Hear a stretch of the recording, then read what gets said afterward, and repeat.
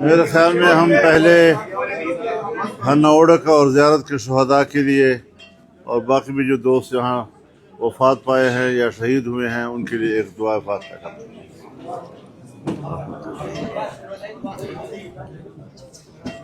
اللهم اغفر لهم وارحمهم اللهم زد في إحسانهم وارفع درجاتهم اللهم زدهم.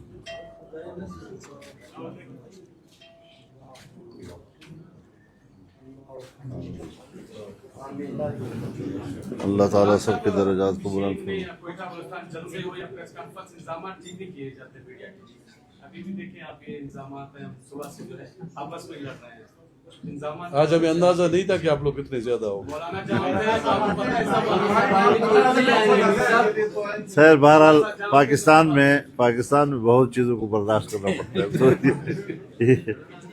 میرے خیال میں بہتر یہ ہوگا کہ آپ حضرات کے ذہن میں کوئی سوال ہو تو وہاں سے شروع کر لیتے ہیں. میں پھر کچھ جوابات دے دوں گا آپ کو.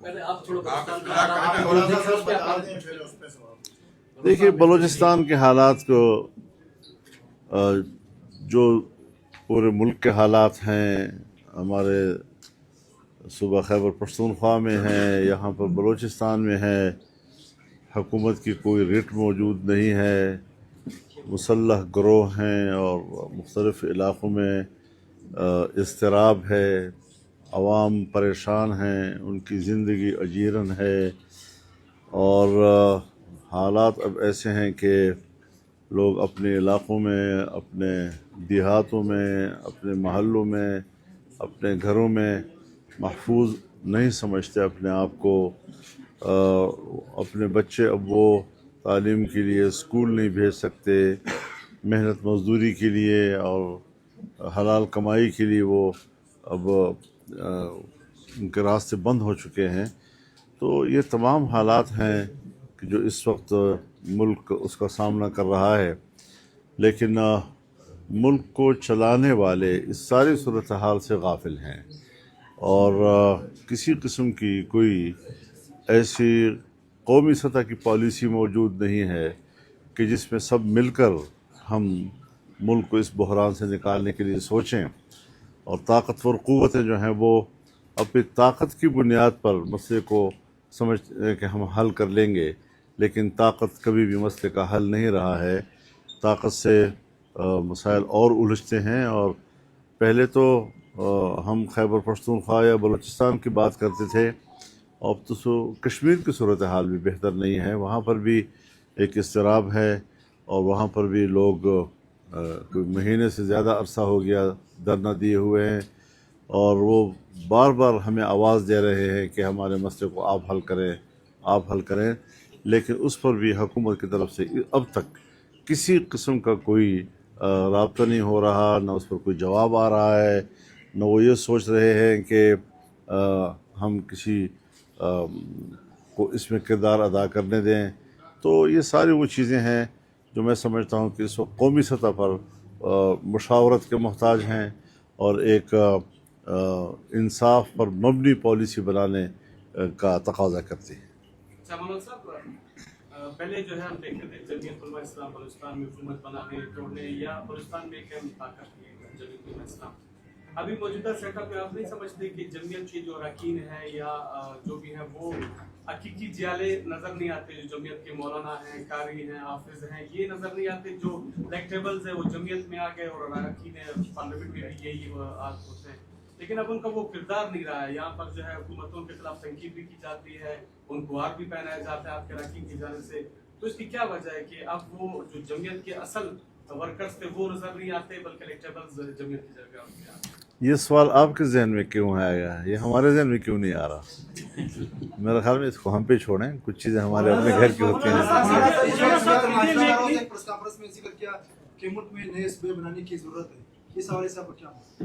دیکھیے نئے صوبے بنانا, نئے ڈویژن بنانا, نئے ضلع بنانا, نئی تحصیلیں بنانا, نئے ٹاؤن بنانا, یہ انتظامی معاملات ہیں.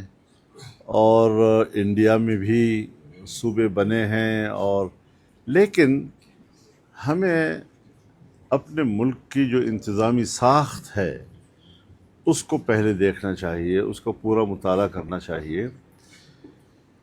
नकवी साहब हमारे बरखुरदार हैं, लेकिन कुछ वक्त से पहले बालिग हो गए हैं। अब ये मालूम नहीं है कि उन्होंने ये बात जो है वो अपनी ज़ाती कैपेसिटी में की है, लेकिन अपनी ज़ाती हैसियत में बात करना कैसे मुमकिन है जबकि वो इस वक्त एक काबीना के मेंबर है। क्या वो ये कह सकते हैं या वज़ीर आज़म पाकिस्तान ये कह सकता है कि ये मेरी आशीर्वाद पे हुआ है या मेरी इजाज़त से हुआ है, या काबीना ये कह सकती है वफाकी कि ये हमारी इजाज़त से हुआ है, या किसी और तरफ से कोई बात हुई हो तो वो भी वाज़ेह कर दी जाए। क्या मुल्क इस बात के लिए तैयार है कि सूबे बनाए जाएं? सूबे बनाना कोई बुरी बात नहीं है, इंडिया में भी बन रहे हैं और जगह भी बनते हैं, लेकिन जिस तरह हमारे मुल्क में बात की जा रही है, हमने बग़ैर तैयारी के जो मैं चीखता रहा और 1 साल से ज़्यादा अरसा में चीखता रहा कि फाटा अभी इंज़माम के काबिल नहीं बना है, हमारे सर पे थोप दिया कि तुम तो इंज़माम के मुखालिफ हो। हमने कहा नहीं, हम इंज़माम के ख़िलाफ़ नहीं हैं।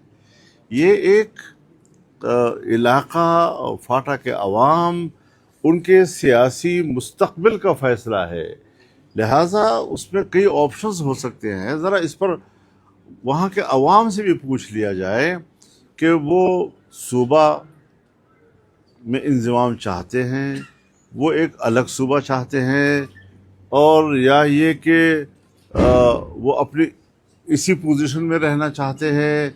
लेकिन नहीं पूछा गया उनसे। आज वो ख़ुद कह रहे हैं कि हमसे गलती हो गई है। वहाँ के अवाम की ज़िंदगी अब वो नहीं समझ रहे कि हम अब फाटा है या हम सूबे का हिस्सा है। वहाँ कोई निज़ाम मौजूद नहीं है, और बाकी निज़ाम तो दूर की बात है। ये कोई केक तो नहीं है कि आप आराम से छुरी लेकर उसको बस जिस तरह चाहें काट दें। सूबे बनाने की बात के लिए क्या मुल्क तैयार है? आप मुझे बताएं कि अगर 4 या 5 भाइयों का मुश्तरक मकान हो और उसके बाज़ हिस्सों में आग लग जाए, तो उस वक्त वो आग बुझाएंगे या उस वक्त वो कहेंगे आइए ज़रा भाई आपस में तकसीम कर लें? तो हर चीज़ के लिए कोई माहौल बनाना, सिवाय इसके कि जो पब्लिक को दरपेश प्रॉब्लम्स हैं, जो मुश्किलात हैं, जो इस वक्त बदअमनी है, ज़िंदगी अजीरन है, उससे लोगों की तवज्जो हटाने के लिए आपको हम सबको एक नई बहस में उलझा दिया। रोज़ रोज़ नया इशू उठाते हैं, फिर उस पर बहस होती है। ये सुबह पहले कई बार हो चुका है। हम सूबे के ख़िलाफ़ नहीं हैं कि सूबे ना बने, उसूली तौर पर नहीं है हम लोग, लेकिन अगर कौमियतों की बुनियाद पर बनेंगे फिर शक्लें क्या बनेंगी? अगर महज इंतज़ामी बुनियादों पर बनेंगे फिर शक्ल क्या बनेगी? और इस पर हर सूबे के अवाम का एक रद्द-ए-अमल आएगा और वो कहेंगे कि भाई होना चाहिए, नहीं होना चाहिए, मुझे इस सूबे में शामिल करो, मुझे न शामिल करो। ये सारी चीज़ें जो हैं ये अभी बाकी हैं, और एक मुश्किल मसले को इतने आसानी के साथ हाथ डाल दिया गया कि जो शायद उनके बस में ना हो और मुश्किलात और पेचीदगी में इजाफा कर ले। तो ये मुझे ख़तरात हैं कि हर चीज़ जो है मुशावरत से होनी चाहिए थी। ये पूरे मुल्क का मसला है, मुल्क के हर शहरी का मसला है। यहाँ पर मुख्तलिफ़ कौमियतें रहती हैं, उन कौमियतों की अपनी एक शनाख्त है। आप उसको नज़रअंदाज करेंगे या उनको सामने रखते हुए करेंगे, ये सारे मामलात वो हैं कि जिस पर गौर व फिक्र की ज़रूरत है।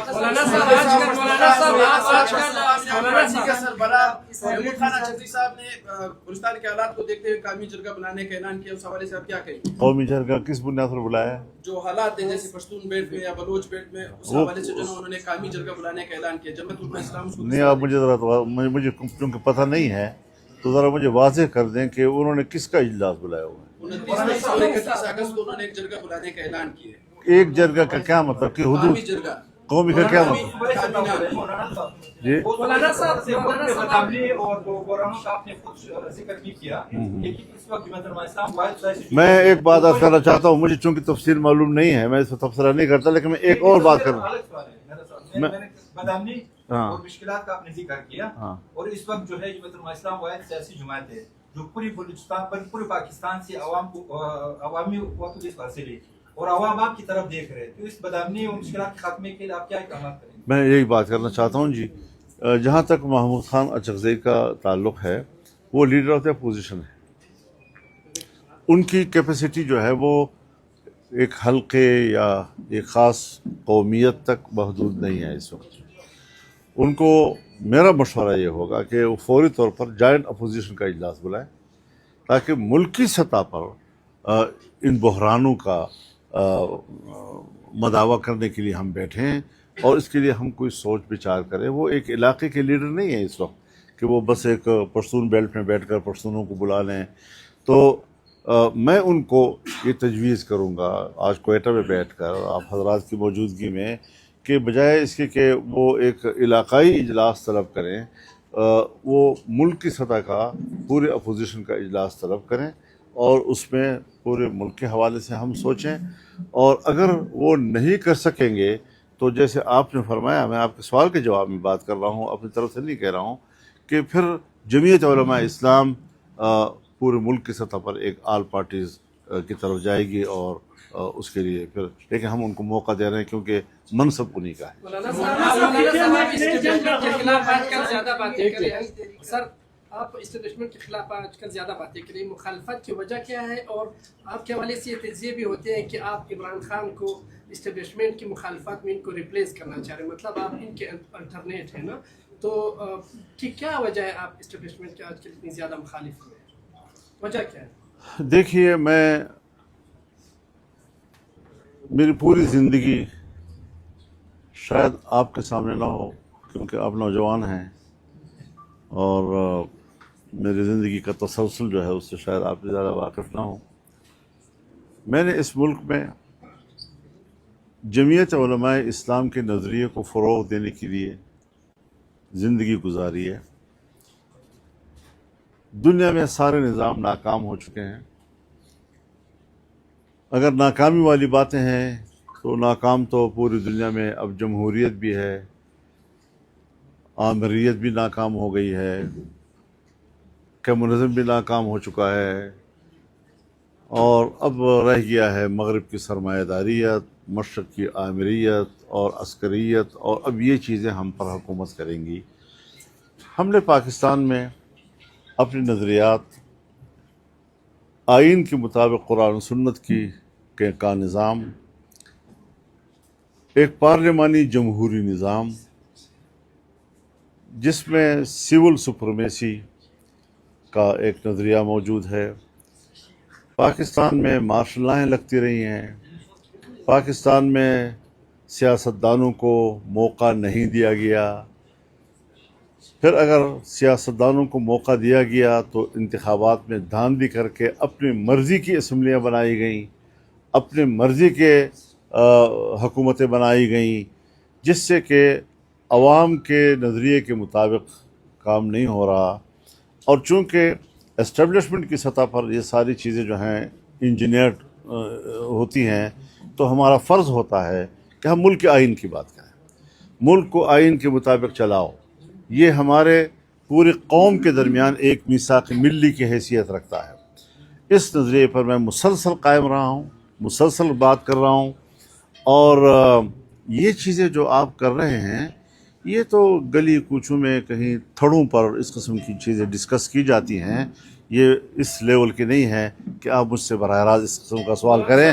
پہلے تھوڑی سی سیاست سیکھ لیں، اس کے بعد پھر ایسے سوالات بلوچستان کے جتنے مسائل ہیں ان کی وجہ سردار ہے. جمعیت علماء اسلام کیا سمجھتی ہے کہ بلوچستان کے جتنے مسائل ہیں ان کی وجہ کون ہے؟ اور آپ نے خود بھی ذکر کیا پچھلے دنوں محسن نقوی صاحب نے بھی کہا کہ جمہوری نظام جو ہے ناکام ہو گیا، یہ نظام فلاپ ہو گیا. کیا آپ بھی یہی سمجھتے ہیں کہ یہ نظام بیٹھ گیا ہے اور اب کسی نئے نظام کی ضرورت ہے؟ میں ایک عرصے سے کہہ رہا ہوں کہ یہاں جمہوریت نہیں ہے، یہاں پر پارلیمنٹ کی اہمیت ختم ہو گئی ہے. لیکن اب کیا کرنا ہے؟ ہم تو کہتے ہیں کہ اس کا حل ہے، آج بھی ہے، کل بھی تھا، وہ ملک کا آئین ہے، آئین کے مطابق ملک کو چلاؤ، جمہوریت بھی ٹھیک ہو جائے گی، یہاں پر اللہ کے دین اور اس کے احکامات بھی قانون سازی شروع ہو جائے گی، اس کے مطابق عوام میں خود اعتمادی بھی آئے گی کہ اصل میں ہماری مرضی کی حکومتیں ہونی چاہیے، ہم پر جبراً کوئی حکومت مسلط نہ کی جائے۔ لیکن وہ دھاندلیوں کے ذریعے دھوکہ دیتے ہیں کہ جیسے واقعی یہ عوام کی حکومتیں ہیں، جبکہ یہ بھی انہی کی حکومتیں ہوتی ہیں اور پیچھے لگام انہی کے ہاتھ میں ہوا کرتے ہیں۔ تو اس حوالے سے عوام پریشان ہیں، عوام کی کوئی حکومت نہیں ہے۔ میں یہ سوچتا ہوں کہ پہلے یہ بتایا جائے کہ یہ کس کیپیسٹی میں انہوں نے یہ باتیں کی ہیں، وہ کابینہ کے ممبر ہیں، اگر ناکام ہو چکا ہے تو پھر یا تو اپنی حکومت سے کہیں کہ وہ مستعفی ہو جائے، یا پھر کم از کم خود مستعفی ہو کر میدان میں آ جائیں۔ نہیں، نوکری بھی اسی طرح پہ کرنی ہے اور باتیں بڑی بڑی کرنی ہے۔ تو میں اب کیا کہہ سکتا ہوں، چھوٹے لوگوں کو بڑا کہنا پڑا ہے، مجھ کو اکثر ایسی تکلیف کئی بار اٹھائی میں نے۔ مولانا صاحب، آئین کی بات آپ کرتے ہیں، 73 کے آئین میں بہت سی تبدیلیاں آئی ہیں، ترامیم آئی ہیں، پھر وہ آئین تو وہ نہیں رہا جس کی آپ بات کر رہے ہیں۔ دیکھیے، آئین بنتا ہے، آئین کا مقام جو ہے وہ یقیناً ایک بہت بڑے دستاویز کی ہوتی ہے، لیکن وہ قرآنی دستاویز نہیں ہے کہ اس میں کوئی تبدیلی نہیں کی جائے۔ تبدیلی کی بھی اپنے اصول اور ضوابط اس کے اندر ہیں، پارلیمنٹ اور اس کی 2/3 اکثریت سے۔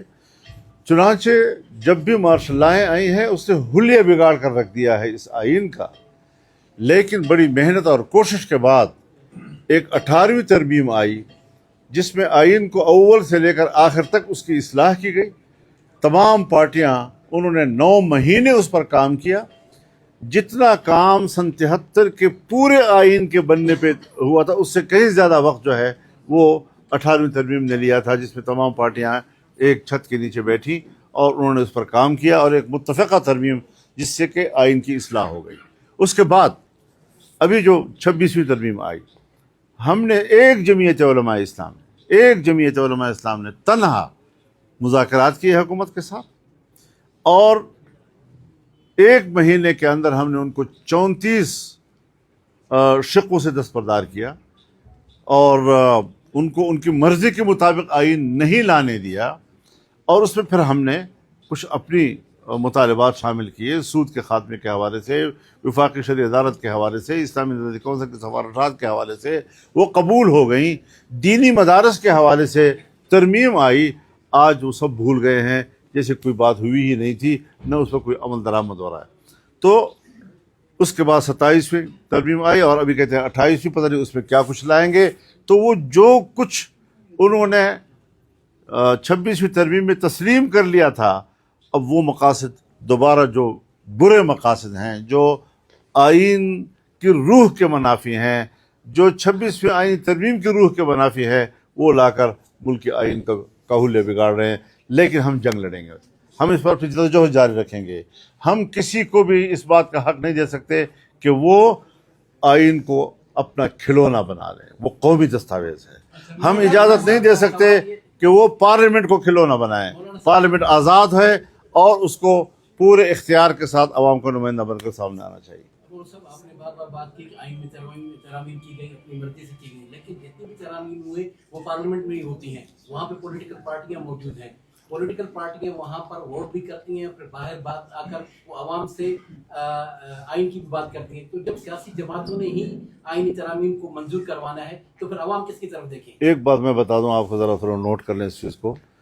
سیاستدان، سیاسی جماعتیں یہ ایک طبقہ نہیں ہے، یہ آپس میں حریف ہیں، ایک دوسرے کے مد مقابل ہوتی ہیں۔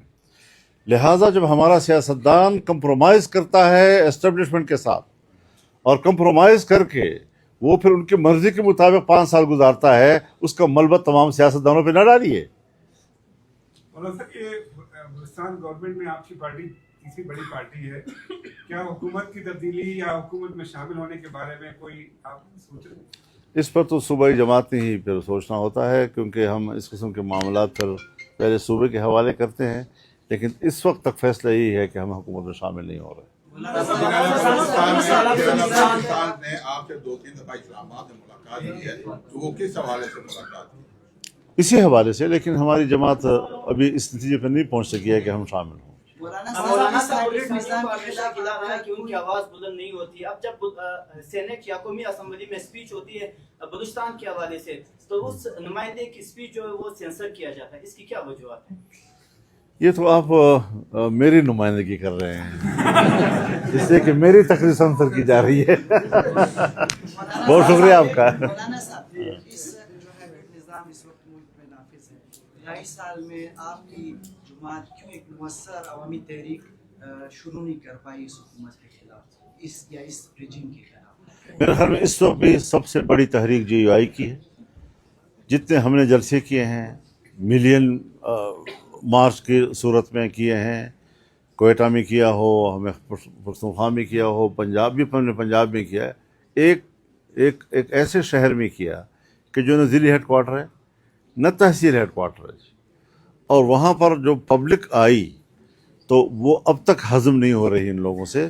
تو اس وقت بھی پبلک کی آواز JUI ہی ہے، اور سب سے بڑی اسٹریٹ پاور جو ہے وہ جمعیت علماء اسلام کو تسلیم کیا جا رہا ہے. یہ بتائیے گا مستقبل قریب میں کیا پاکستان میں بھارت نے جس طرح کاکروچ پارٹی نے کوئی تحریک چلائی، کیا آپ ایسی کوئی تحریک شروع ہوتے ہوئے دیکھتے ہیں جس کو نوجوان لیڈ کر رہے ہیں؟ دیکھیے، نوجوانوں کے اپنے جذبات ہوتے ہیں، لیکن سیاست میں ہمارے نوابزادہ نصر اللہ خان مرحوم فرمایا کرتے تھے کہ نئے چہرے یہ فلموں کی اصطلاح ہے، سیاست کی اصطلاح نہیں ہے.